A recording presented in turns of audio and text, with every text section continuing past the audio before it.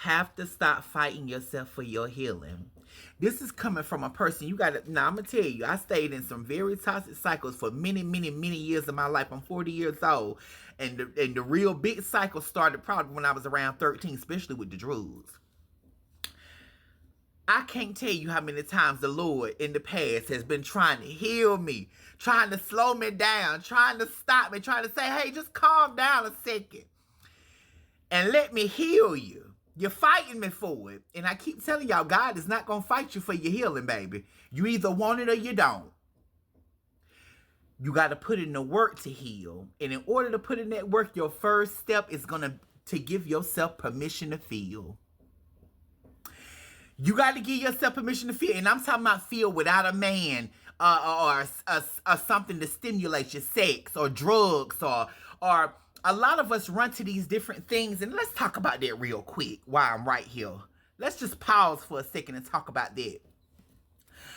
I stayed in addiction so long because I was afraid to feel. I didn't want to feel all that hurt. I didn't want to feel all those things. And so it kept me in active addiction, hypersexuality, and all types of other things that was not who I was, who my soul was. It was a version of me that I created to survive. But once I submitted to God and allowed myself to feel so I could heal, I'm not going to lie to you, it wasn't pretty. It was many days I laid in my bed in a fetal position sometimes, just crying because I couldn't run to no drugs. And if I did want to run to the drugs, because I had done already prayed this thing up off of me, honey, God closed every door. Honey, wasn't no drug man's answering the phone, nobody know nothing. Honey, he moved me all the way to a whole nother city where I didn't know nobody, put me in isolation so I could heal. But first I had to submit, and I had to give myself permission to heal.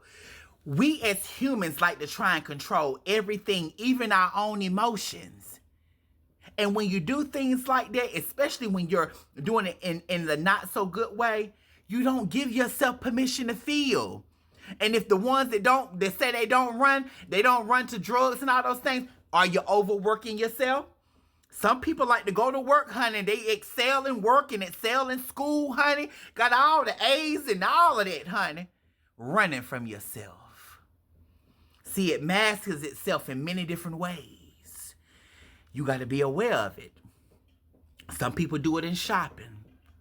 Some people do it in trying to control other people in their life. How you going to try and control somebody else's life? You ain't even got no damn control over your own life. Stop playing, honey.